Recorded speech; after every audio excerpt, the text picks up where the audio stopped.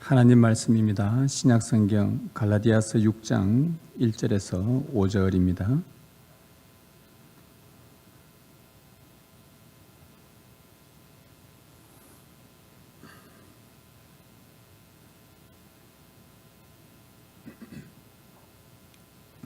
갈라디아서 6장 1절에서 5절 하나님 말씀을 제가 봉독하도록 하겠습니다. 형제들아, 사람이 만일 무슨 범죄한 일이 드러나거든 신령한 너희는 온유한 심령으로 그러한 자를 바로잡고 너 자신을 살펴보아 너도 시험을 받을까 두려워하라. 너희가 짐을 서로 지라. 그리하여 그리스도의 법을 성취하라. 만일 누가 아무것도 되지 못하고 된 줄로 생각하면 스스로 속임이라.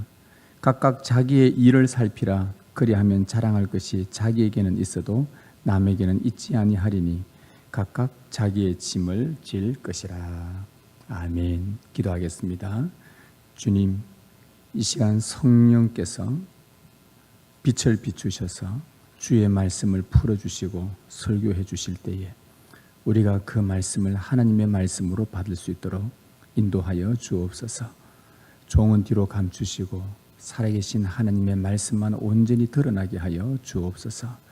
주님 말씀하여 주시옵소서. 우리가 주의 말씀을 듣겠나이다. 주 예수 그리스도 이름으로 기도드리옵나이다. 아멘. 하나님은 사람을 창조하시되 남자를 먼저 만드셨습니다. 그리고 남자에게 이 땅에 하나님의 나라를 세우라는 중대한 사명을 허락해 주셨습니다. 성경은 이렇게 기록합니다. 아담이 돕는 배필이 없으므로 여호와 하나님이 여자를 만드시고 라고 합니다. 이 말씀에 따르면 하나님께서 여자를 만드신 것은 아담을 돕기 위함이라고 오늘 성경은 기록합니다. 즉 하나님 앞에 받은 그 사명, 이 땅에 하나님 나라를 세우라는 그 사명을 남자 혼자서 도무지 감당할 수 없는 일이기 때문에 하나님은 곁에서 그래서 함께 주님 나라 세워갈 수 있도록 도울 여자를 만들어 주신 것입니다.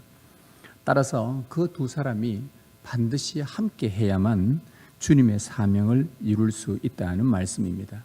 믿음 안에 있는 부부가 서로를 필요로 하고 말씀 안에서 서로를 의존해야만 그 가정에 하나님 나라를 온전히 세워갈 수 있다는 주님의 말씀입니다.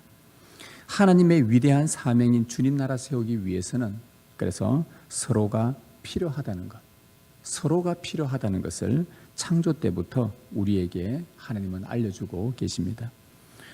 서로를 필요로 한다. 혼자 독립적이지 않고 서로를 필요로 한다는 것을 가장 잘 이해할 수 있는 그림이 성경은 우리의 몸에 그렇게 비유를 해주고 있습니다. 여러분, 우리의 몸을 한번 가만히 생각해 보면 서로를 얼마나 필요로 하는지를 우리가 잘 알 수가 있습니다. 우리가 건강한 몸을 유지하기 위해서는 이 몸의 각각의 지체들이 독립적으로, 개인적으로 따로 움직이지 않고 서로를 아주 필요로 합니다. 예를 들어서 우리의 간은 심장을 필요로 합니다. 위는 대장을 필요로 합니다. 세포는 혈관을 필요로 하고 우리의 근육은 피부를 필요로 합니다. 다 나열할 수 없지만 우리 몸 안에 있는 크고 작은 모든 지체들은 긴밀하게 연결되어 있어서 우리도 모르는 사이에 서로가 서로를 다 필요로 하고 있습니다. 만일 우리 심장이 아주 이기적인 생각을 한다. 물론 심장이 이기적인 생각을 하지는 않겠지만 혹 예를 들어서 자기만 위하는 이기적인 생각으로 온몸에 피를 보내지 않는다면 여러분 그 몸은 건강을 잃게 되는 것입니다. 따라서 몸이 살고 건강하기 위해서는 각 지체들은 다른 지체를 필요로 합니다. 서로를 필요로 한다는 것을 하나님은 사람의 몸을 창조하신 때부터 우리에게 가르쳐 주셨습니다. 깨달음이 있다고 한다면, 우리의 몸을 볼 줄 안다면 우리는 서로가 정말 필요한 존재들이구나 라는 것을 알게 된다는 말씀입니다. 이런 맥락에서 교회도 서로를 필요로 합니다. 우리 성경에 보면 교회를 몸에 비유하지 않습니까? 주님의 몸이다. 우리의 몸, 유기체로 움직이는 몸에 비유합니다. 몸의 각 지체들이 서로를 필요로 하듯이 교회를 세워가는데 아담에게 주신 사명, 하나님 나라를 세우라, 하나님 나라의 눈에 보이는 실체가 바로 교회인데, 이 교회를 세우라는 말과 같은 것인데, 교회를 세우는데도 반드시 서로를 필요로 한다는 말씀입니다. 몸의 지체가, 우리 몸 안에 있는 지체가 아주 이기적이면 건강을 잃게 되듯이 교회 지체들도 이기적이고 자기만 위하고 자기만 생각하고 자기 신앙만 지킨다고, 내 신앙 내가 알아서 지켜간다 라고만 할 때는 교회는 건강할 수 없다는 말씀입니다. 교회가 건강하지 못하면 그 속에 포함되어 있는 내 자신의 건강도, 영적 건강도 잃어버린다는 말씀이죠. 여러분, 하나님 나라를 위해서 이 땅에 사람 몸을 입고 오신 예수님을 한번 떠올려 보십시오. 예수님은 하나님이셨습니다.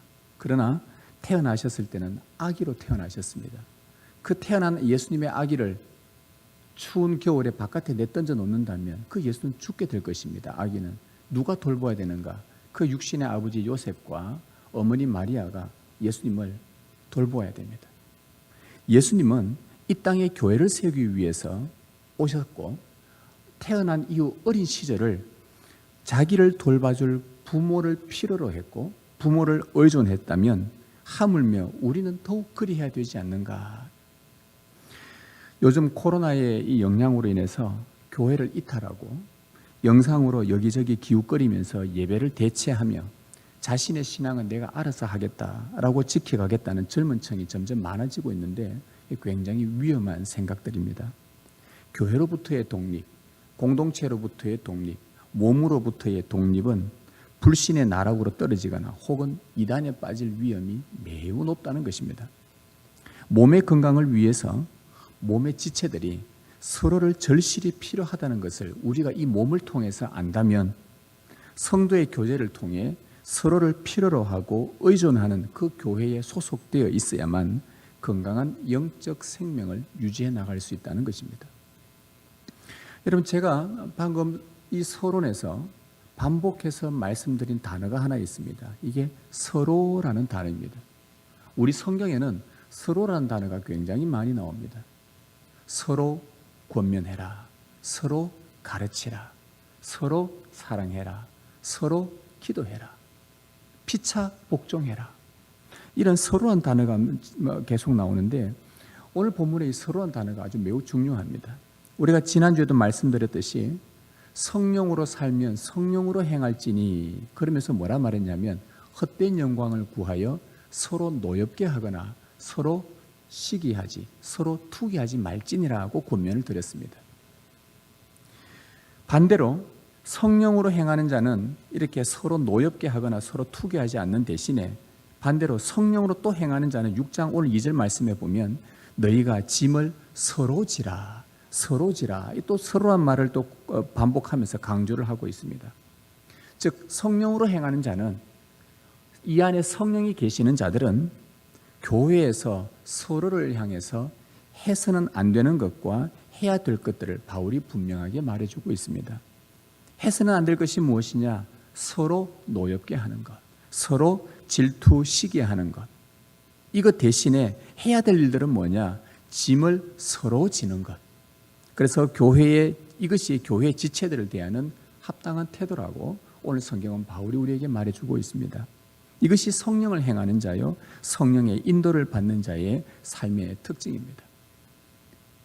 여러분, 너희가 짐을 서로 지라고 했습니다. 이 짐이라는 것, 이 짐이라는 단어는 헬라어 원래 뜻으로는 무겁다, 수고롭다, 고통스럽다라는 뜻을 갖고 있습니다. 삶의 짐은 참 무거워서 우리를 수고롭게 합니다. 우리를 때로는 고통도 주기도 하고, 때로는 이 짐 때문에 우리가 낙심하기도 합니다. 여러분, 이 짐은 사람의 연약함에서 찾아오는 것입니다. 우리가 연약하기 때문에 이게 짐으로 다가오는 것입니다. 육신의 연약함이 있고, 이 지식의 연약함이 있고, 정서와 의지의 연약함이 있고, 또 믿음의 연약함도 있습니다. 여러분, 자녀가 믿음이 없거나 믿음이 연약하면 부모에게 짐이 되지 않습니까? 또 육신이 연약하면 또 어떤 경우에는 가족들에게도 또 큰 짐이 되기도 합니다. 여하튼 이 짐이라는 것은 우리의 인간의 연약함을 통해서 찾아오는 것들입니다. 성도는 자신의 연약함 때문에 이 찾아온 짐들, 이 무거운 짐들을 보통은 어떻게 하느냐? 주님 앞에 맡깁니다. 그렇지 않습니까? 그래서 우리가 찬양 가사에 보면 이런 찬양이 있습니다.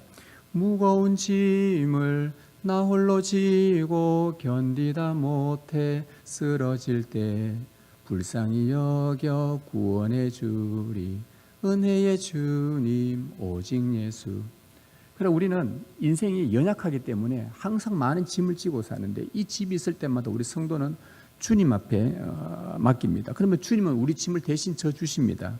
하지만 여기서 우리가 기억해야 될 것이 하나 있는데 주님께서 우리의 짐을 지시는 방법입니다.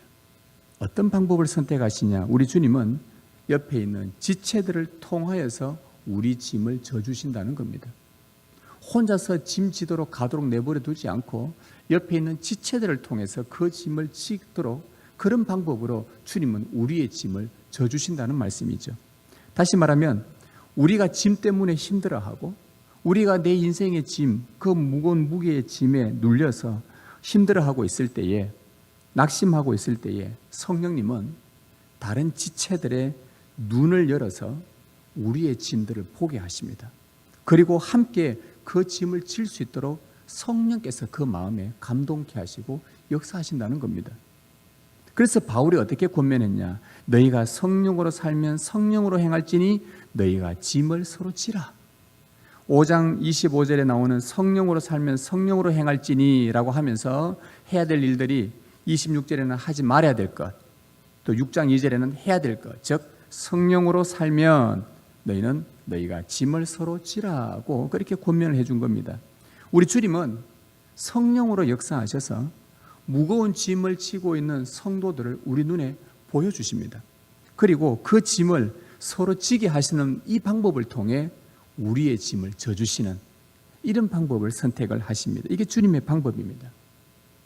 여러분, 모세가 이스라엘 약 한 200만 되는 사람들을 데리고 약속의 땅으로 가는데 그에게는 무거운 고충이 있었습니다. 굉장히 힘들었습니다.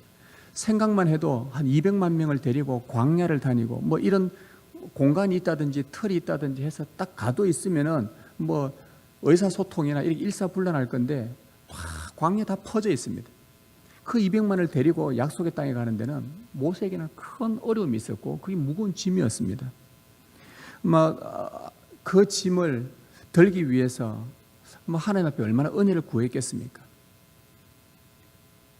그런데 하나님은 모세의 그 짐을 없애주지 않았었습니다. 대신에 어떻게 하셨냐? 그 옆에, 모세 옆에 능력 있는 천부장과 성경에는 능력 있는 지혜로운 이런 표현을 썼습니다. 아주 능력 있는 천부장과 백부장과 50부장을 옆에 세워서 모세의 무거운 짐을 서로 지게 하셨습니다. 그 덕에 이스라엘 백성을 말씀으로 잘 인도해 나갈 수 있었던 것이죠. 짐을 지고 가는 자를 돕는 우리 주님의 방법이 이와 같습니다. 저는 목사로서 참 연약함이 많은 사람입니다. 신학을 하고 사회 직장 경험이 따로 직접적인 경험들이 없기 때문에 사람이나 사회에 대한 이런 다방면의 지식이나 지혜가 참 많이 부족합니다.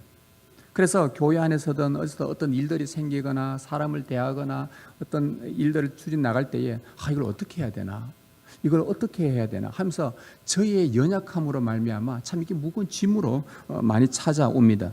기도한다고 해서 이 짐을 하나님이 없애주지를 않습니다.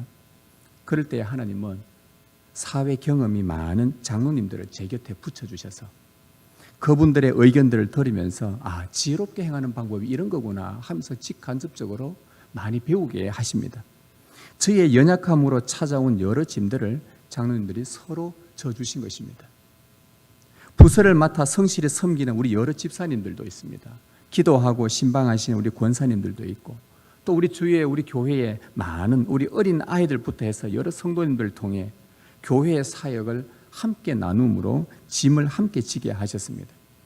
주님께서 여러 성도들의 마음에 성령으로 역사하셔서 그분들의 눈에 저의 짐을 보여주시고 함께 저의 연약함도 알고 저의 부족함도 알고 그래서 저 짐을 함께 지어서 이곳에 주님 나라를 잘 세워갈 수 있도록 하시는 것이 주님의 방법이었습니다.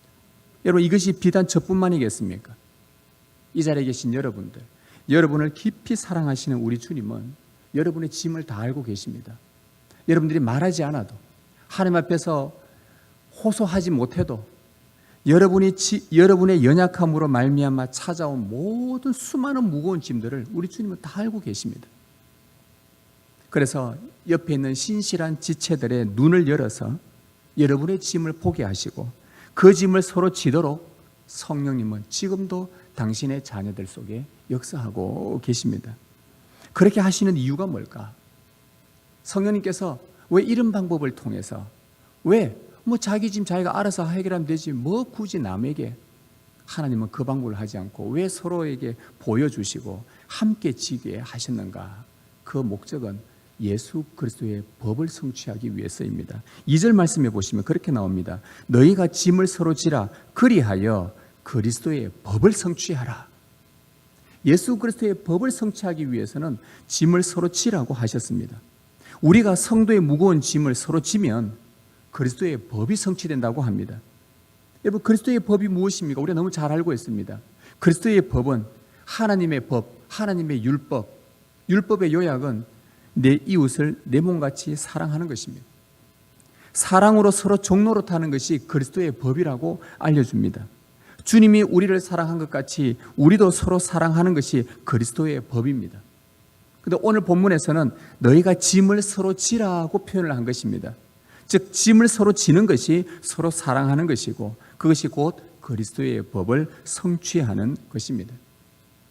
성도의 무거운 짐을 보고 외면하지 않고 그 짐 때문에, 성도의 짐 때문에 그 영혼을 때문에 아파하면서 내가 저 짐을 같이 져야 되겠다라고 여러분 마음에 그런 생각과 의지가 든다면 그 이유는 여러분 안에 성령님이 계시기 때문입니다. 성령이 역사하셔야만 이런 마음을 품을 수가 있습니다. 성령으로 살면 성령으로 행한다고 했습니다. 성령으로 행하는 자는 지체들의 짐을 보고 그 짐을 함께 지려는 마음이 생깁니다. 그리고 기꺼이 그 짐을 함께 집니다. 내가 시간을 헌신합니다. 돈을 헌신합니다. 내 몸을 헌신합니다. 그래서 다른 사람이 지체의 짐을 함께 지려고 합니다. 이거 성령이 주시는 마음이죠. 성령께서 여러분 안에 이런 마음을 일으키셔서 그렇게 행하시는 이유는 여러분을 통해 여러분 안에 예수 그리스도의 사랑의 법이 온전히 성취될 수 있도록 하기 위해, 여러분 안에 주님의 사랑으로 충만하도록 하기 위해 성령으로 역사하고 계시는 것입니다. 여러분, 예수 그리스도는 십자가의 죽으심으로 우리의 죄짐을 지셨습니다. 이유는 우리를 사랑하셨기 때문입니다. 우리가 주님으로부터 사랑받는다고 확정할 수 있는, 여러분이 확신할 수 있는, 주님은 나를 사랑하신다, 나를 분명히 사랑하신다 라고 확정할 수 있는 근거는 그분이 내 짐을 대신 지고 십자가에 죽으셨다는 것입니다. 그래서 주님이 우리를 사랑한다는 걸 우리는 확정을 하고 있습니다. 이제는 우리는 뭘 해야 되냐? 이것을 확신한다면 이제 우리는 성령을 구해야 합니다. 연약한 지체들이 지고 있는 그 무거운 짐들을 우리에게 눈을 열어서 그 짐들을 보게 해달라고 우리는 기도를 해야 합니다. 그리고 짐을 지고 힘들어하는 그 성도를 여러분 옆에 붙여달라고 기도하십시오. 성령님은 여러분이 감당할 수 있는 영적 수준만큼만 성도들의 짐을 허락하십니다. 연약한 우리에게 그런 자를 붙여주실 때에는 기꺼이 감당할 수 있기 때문에 그렇게 붙여주시는 것이고, 그럴 때에 여러분은 담대한 믿음과 용기를 달라고 구하십시오. 그러다 보면 내가 누군가의 짐을 지려고 성령이 역사하셔서 짐을 지는데 난 나중에 보니 그 사람도 내 짐을 같이 져주고 있다는 것을 발견하게 될 것입니다. 짐을 서로 짐으로 여러분 안에 그리스도의 이 사랑의 법이 충만해지는 이 역사를 여러분 경험하시기를 소망합니다. 이것이 천국입니다. 이것이 예수 믿는 자들의 기쁨이요 참 즐거움인 것입니다. 여러분 안에 이 은혜가 있기를 주님의 이름으로 축복합니다. 근데 이 바울은 이제 갈라디아 성도들에게 바로 짐을 서로 지는 이 좋은 한 가지 원리를 알려줍니다. 짐을 질 때에 너희가 어떻게 졌으면 아주 좋은가, 특히 교회 안에서. 그러면서 이 원리를 하나 알려주는데 그것이 1절 말씀입니다. 1절에 보시면 형제들아 사람이 만일 무슨 범죄한 일이 드러나거든 신령한 너희는 온유한 심령으로 그러한 자를 바로잡고 너 자신을 살펴보아 너도 시험을 받을까 두려워하라. 이 바울이 교회 안에서 발생한 어떤 한 일에 대해서 서로 짐을 지는 방법의 원리를 알려준 것입니다. 여러분 누구나 연약하기에 죄를 범할 수 있습니다. 갈라디아 교회 안에 연약한 성도들로 인해 그가 그 교회 공동체 안에서 죄를 범한 사람 형제들 자매들이 있었습니다.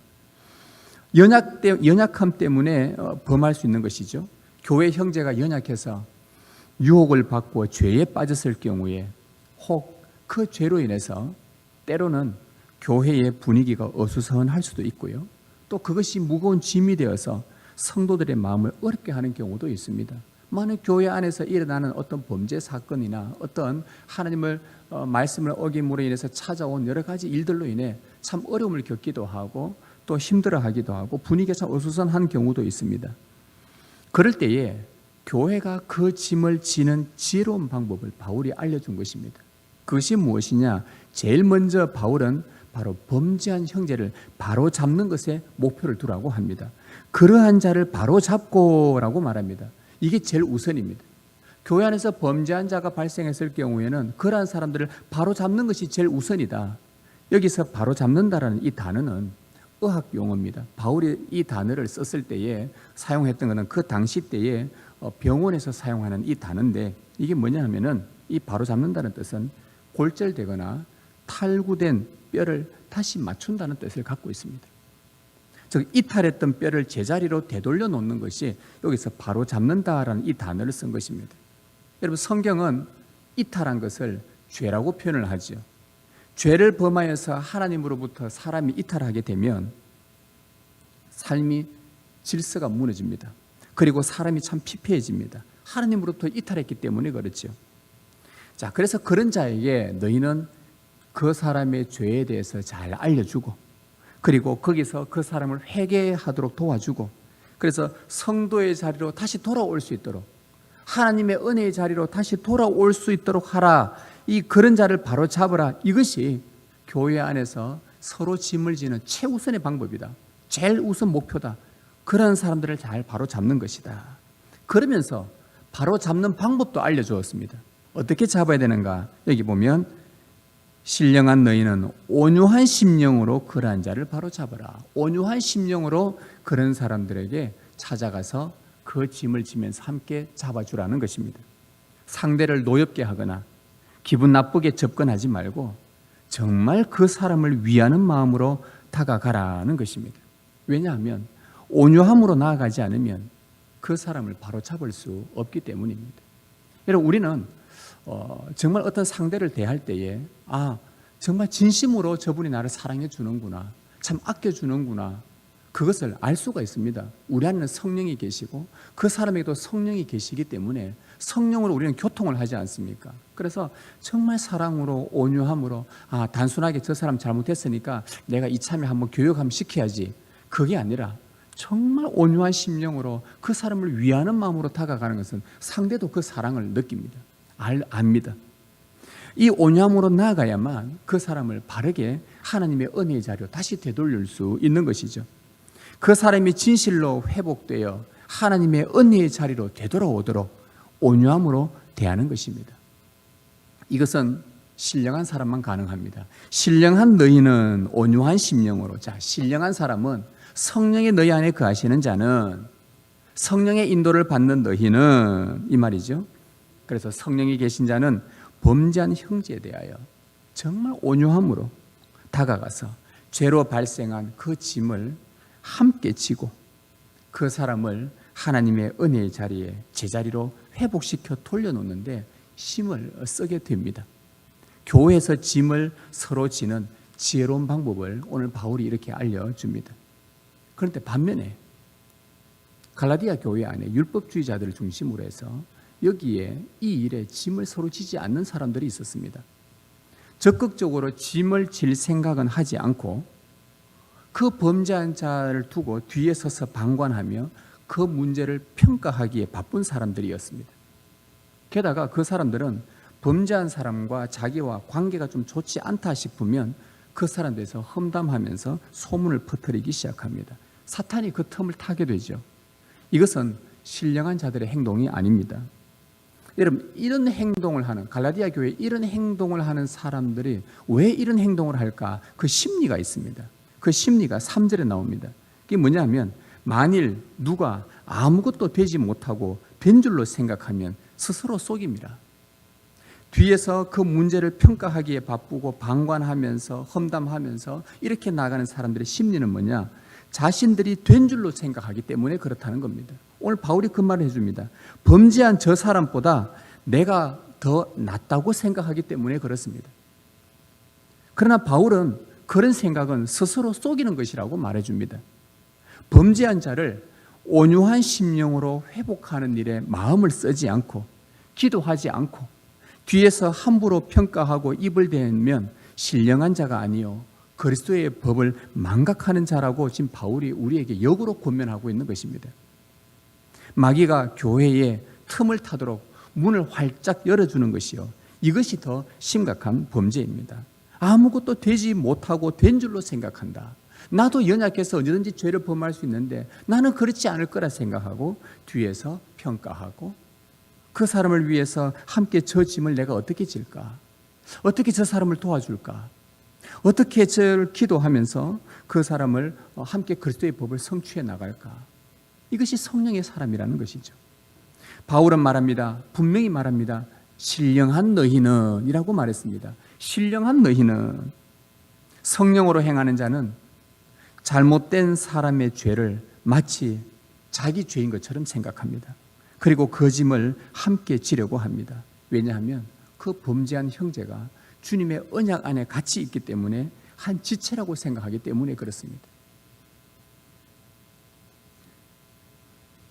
여러분, 우리가 교회에 여기 와서 여러분들이 예배 드리기 전에 앉아 있으면 먼저 기도를 하지 않습니까? 기도할 때 하나님 앞에 우리의 죄를 고백하고, 하나님 참 죄인을 하나님 오늘 예배하게 되었으면 그런 회개를 합니다. 그런데 우리가 예배 순서 중에 보면 또 한 번 더 죄 고백의 기도가 있지요. 공적으로 예배 시간에 하는 죄 고백의 기도입니다. 이 죄 고백 기도가 성격이 어떤 것이냐 하면, 나의 죄를 고백하지만 우리가 공동체로 모여있기 때문에 저 사람의 죄가 나의 죄고 내 죄가 저 사람의 죄이기 때문에 저 죄를 나의 죄로 여기고 함께 온 공동체가 거룩해지기 위해서 하나님 앞에 올려드리는 기도입니다. 깨끗한 그 컵에 깨끗한 물, 마실 물이 있는데 거기에 먹물이 많이 떨어뜨리면 물이 시커매질 겁니다. 그런데 한 방울 딱 떨어뜨려도 희미하지만은 약간 검해질 겁니다. 여러분, 한 방울 떨어뜨려도 여러분 그 물을 마시지 않습니다. 왜? 더럽다고 여기기 때문에 그렇죠. 우리는 주님의 한 몸입니다. 한 공동체입니다. 거룩한 공동체인데 이 중에 한 사람이 범죄를 했다고 한다면 그 사람의 죄는 곧 누구의 죄냐? 저의 죄입니다. 옆에 있는 지체의 죄는 나의 죄입니다. 그래서 그 시간에는, 그 재고백 시간에는 우리 모두가 한 공동체로 주님 앞에 거룩함으로 받아들여지기 위해서 저 형제의 죄가 나의 죄고 저 사람의 아픔이 나의 아픔이고 저 지체가 범죄하면 우리 교회 전체가 범죄한 것으로 알고 이 개인의 죄를 공동체가 함께 짊어지고 온유한 심령으로 주님 앞에 회개하며 그 사람을 바른 길로 돌아오게 하는 일, 이것이 공동체 회복에 매우 중요한 일이라는 것입니다. 여러분, 신령한 자가 여러분 안에 성령이 거하신다면 그 신령한 자가 온유한 심령으로 회복하는 일에, 이 회복하는 일에, 누군가를 회복시키는 일에 힘을 쏟아야 되는데 그 이유가 바로 1절 끝에 나옵니다. 너 자신을 살피보아 너도 시험을 받을까 두려워하라. 이것 때문입니다. 우리 자신도 그런 죄를 범할 수 있기 때문에 그렇습니다. 그래서 온유함으로 그 사람의 짐을 져야 합니다. 예수님 말씀하셨습니다. 70번씩 7번이라도 용서하라고 말씀하셨습니다. 왜 그렇게 합니까? 그 사람을 얻기 위해서입니다. 종교개혁자 루터는 이 갈라디아서 6장 1절 신령한 너희는 온유한 심령으로 그러한 자를 바로잡고, 이제 이 부분들에 대해서 루터가, 종교개혁자 루터가 1절을 주석을 이렇게 했습니다. 그의 말입니다. 그 범죄한 자에게 달려가서 당신의 손을 내밀고 그를 다시 일으키고 친절한 말로 위로하며 어머니 같은 팔로 안아주라. 이게 루터의 주석입니다. 이유가 뭐겠습니까? 왜 범죄한 형제에서 뒤에서 방관하지 않고 적극적으로 나아갑니까? 안에 성령의 역사이기 때문이죠. 그러나 또 한 가지 이유는 그 범죄한 형제를 우리의 가족으로 다시 얻기 위해서입니다. 이것이 짐을 서로 지는 것이라고 성경은 말해줍니다. 이것이 그를 사랑하는 것입니다. 그리스도의 사랑의 법을 성취하는 것입니다. 이것이 신령한 자의 태도입니다. 그러면서 바울은 온유한 심령으로 범죄한 자를 바로 잡으면서 마지막으로 우리에게 이런 권면을 해줍니다. 4절 5절에 보면 각각 자기의 일을 살피라. 그리하면 자랑할 것이 자기에게는 있어도 남에게는 있지 아니하리니 각각 자기의 짐을 질 것이라. 즉 성령으로 행하는 자는 교회 안에서 자신도 연약하여 언제든지 죄를 범할 수 있기 때문에 겸손하게 자신을 살피라는 말씀입니다. 언제든지 넘어질 수 있기에 두렵고 떨림으로 자기에게 맡겨진 그 일들은 책임을 다해서 다하고, 그리고 또 동시에 우리의 눈을 열어 서로의 짐을 지며 성령으로 행하며 살도록 우리에게 권고를 해주고 있는 것입니다. 사랑하는 성도 여러분, 이 땅의 주님 나라는 홀로 세우는 것이 아니라 서로 세워갑니다. 하나님께서 주신 이 사명은 개인적으로 독립적으로가 아닌 서로 세워가는 것입니다. 교회는 여러분 우리가 잘 알듯이 연약한 지체들로 모여 있습니다. 주님께서 일부러 그렇게 모아주셨습니다. 당신의 놀라운 계획이 그 속에 있는 것이죠. 연약한 자들을 통해 예수님의 법을 성취하기 위해서입니다. 마귀는 우리의 연약함을 이용해서 교회를 무너뜨리려고 호시탐탐 노립니다. 그러나 온유한 심령으로 서로의 짐을 함께 질 때에 교회는, 우리 안에는 그리스도의 사랑의 법을 이루게 되고 든든하게 주님의 교회를, 하나님 나라를 세워가게 될 것입니다. 바로 주님 나라가 이곳에 임하게 되는 것입니다. 우리는 주님 안에서 형제 자매입니다. 바울이 말합니다. 형제들아, 형제들아. 부를 수 있는 호칭 중에 가장 친밀한 단어가 형제들아. 내 형제, 내 집에 있는 자매, 형제, 동생, 언니, 오빠, 형제. 한 피를 받아 부모로부터 피를 받아 나눈 형제. 바울은 형제라고 불렀습니다. 여러분, 하나님께서 가인에게 이렇게 묻습니다. 가인아, 네 아우 아벨이 어디 있느냐? 그렇게 물으시자 가인이 이렇게 대답합니다. 내가 내 아우를 지키는 자니까. 그러면서 형제에 대한 무책임한 대답을 가인이 내뱉었습니다. 여러분, 주님께서 여러분에게 이와 같이 물으실 때, 네 형제가 어디 있느냐? 라고 물으실 때에 여러분 곁에 언제나 연약한 자들의 짐이 있고 소외된 자들이 항상 있기를 바랍니다. 성령의 충만함으로 짐을 서로 지는 일에 우리 자신을 들이십시다. 짐을 서로 짐으로 그리스도의 사랑의 법을 이루어 가십시다. 종교개혁자 루터가 이런 말을 했습니다. 그리스도인은 강한 어깨와 튼튼한 뼈를 가지고 있어야 한다. 이 본문을 주석하면서 이 말을 했습니다. 이것은 누군가의 짐을 지기에 족할 만큼 영적으로 건장해야 한다는 말입니다. 우리가 영적으로 건강해야 합니다. 짐을 서로 질 수 있는 강건함을 위해서 여러분 성령을 날마다 구하시고 성령을 따라 행하시고 우리 안에 그 성령의 열매를 자꾸 맺어가서 누군가의 짐을 지기에 족할 만큼 영적으로 강건해지시기를 주님의 이름으로 축원합니다.